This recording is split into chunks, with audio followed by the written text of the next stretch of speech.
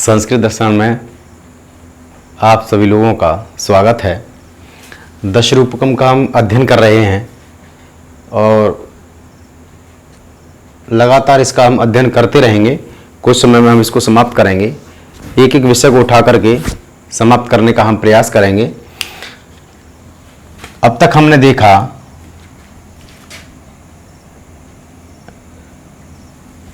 कार्य की अवस्थाएं 5 होती हैं, अर्थ प्रकृतियां 5 होती हैं।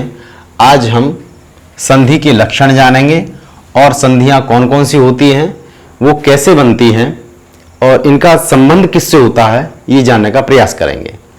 ठीक है, क्योंकि संधियों के बारे में हमने व्याकरण में भी जाना है। रूपकों की भी संधि होती है और वो भी 5। अर्थ प्रकृत्या पंचावस्था समन्विता यथा संख्येन जायन्ते मुखाद्या पंच संधया। ठीक है, कितनी संधियां होती हैं? 5 संधियां होती हैं। अर्थ प्रकृत्या पंच यानी 5 अर्थ प्रकृतियां, पंच अवस्था समन्विता 5 अवस्थाएं से मिलकर के। और 5 अवस्थाएं हमने कौन सी जानी, किसकी अवस्था थी वो?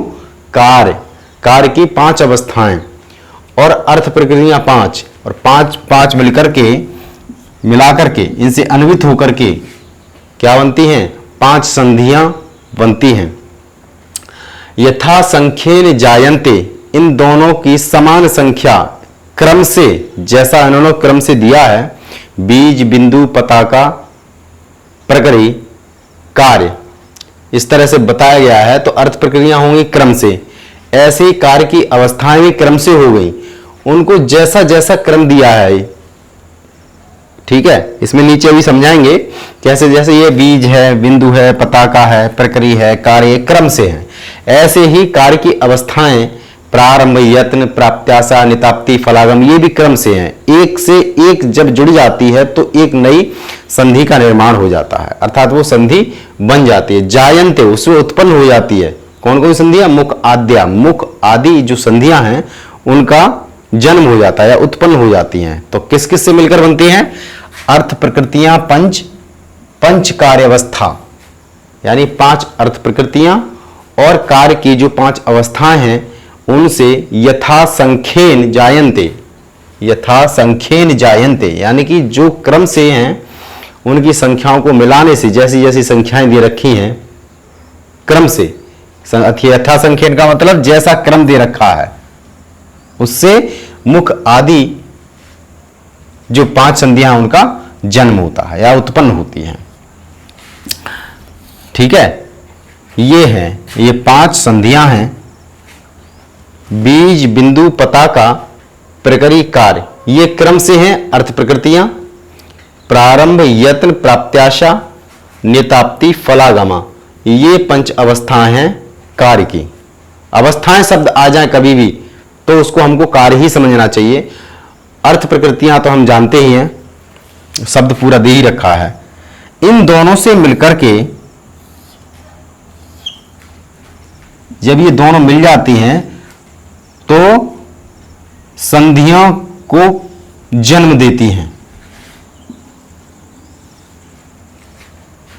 बीज और प्रारंभ पहले बीज अर्थ प्रकृतियां प्रथम और प्रारंभ कार्य की एक अवस्था है पहली, वे दोनों जब मिल जाती हैं तो मुख संधि का निर्माण होता है।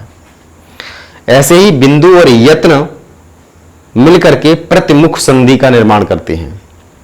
पताका, प्राप्त्याशा दोनों मिलकर के गर्भ संधि को निर्मित करती हैं। प्रकृति, निताप्ति जब दोनों मिल जाते हैं तो अवमर्श संधि का जन्म होता है। कार्य, फलागम दोनों मिलकर के उपसंहृति ये संधि का निर्माण करते हैं। इसको हम निर्वहन संधि भी कहते हैं। अवमर्श को सावमर्श भी कहा जाता है। इस तरह से ये 5 संधियां बन जाती हैं। ये इसका अर्थ है यहाँ पूरा। यथा संख्येन जो शब्द लगाया है तो संख्या के क्रम से जैसे जैसे ये व्यवस्था है वो उस तरह से ही इसका निर्माण होता है। तो एक बार और इसको देख लेंगे, क्योंकि संस्कृत में अब जो प्रश्न आते हैं वो सीधे सीधे ऐसे ही उठा करके पूछ लिया जाता है, उनका और साधारण रूप से प्रश्न नहीं पूछा जाता। अर्थ प्रकृत्या पंचावस्था समन्विता यथा संख्येन जायन्ते मुखाद्या पंच संधया। ठीक है, ये तो संधियों को उत्पन्न करने की परिभाषा है कि संधियां बनती कैसे हैं। अब अगली है ये जो परिभाषा है कि संधियां प्रयोग कैसे होती हैं, अर्थात संधि है क्या।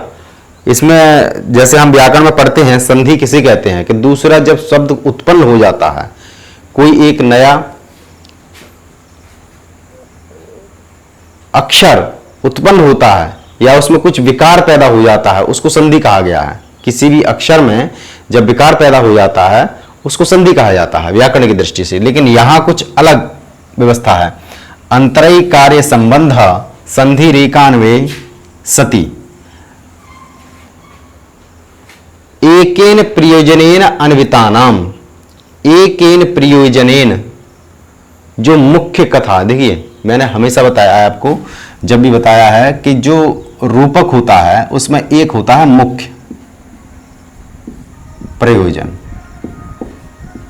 ठीक है ना, या मुख्य कथा, मुख्य प्रयोजन या मुख्य कथा। एक होता है अवांतर,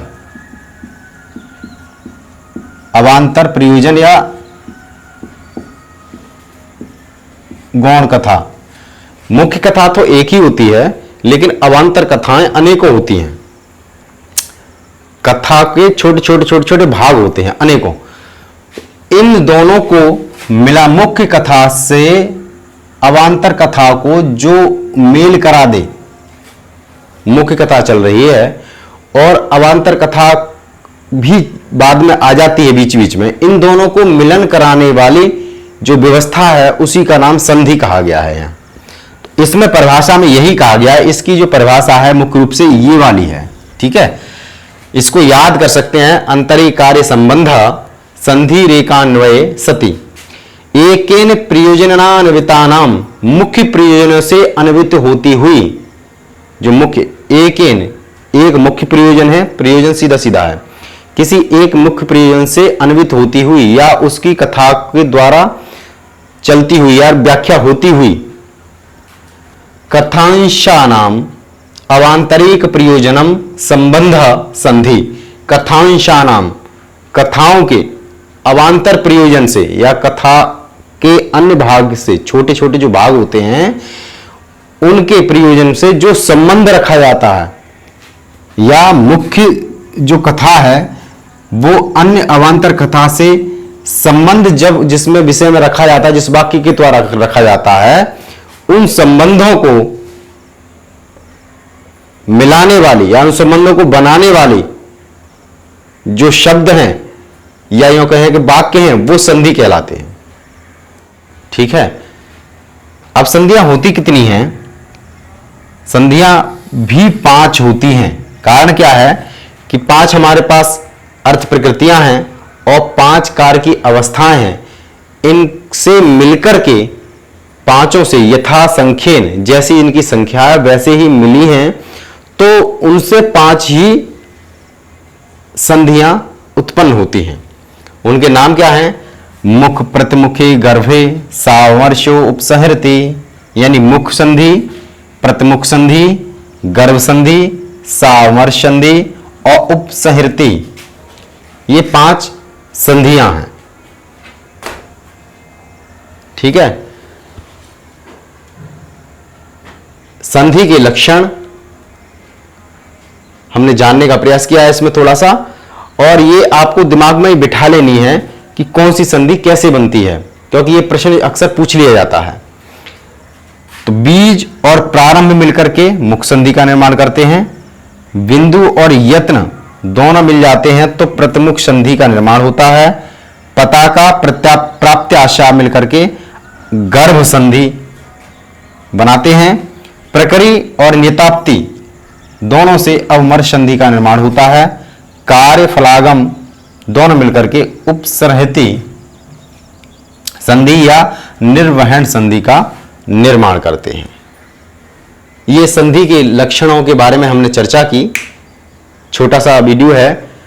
आगे आने वाले समय में इन संधियों के बारे में विस्तृत रूप से जानने का प्रयास करेंगे, क्योंकि संधियां आगे चलकर बहुत विस्तृत हो जाती हैं, उनके भाग हो जाते हैं, तो संपूर्ण जानने का प्रयास करेंगे। आज के लिए इतना ही, धन्यवाद।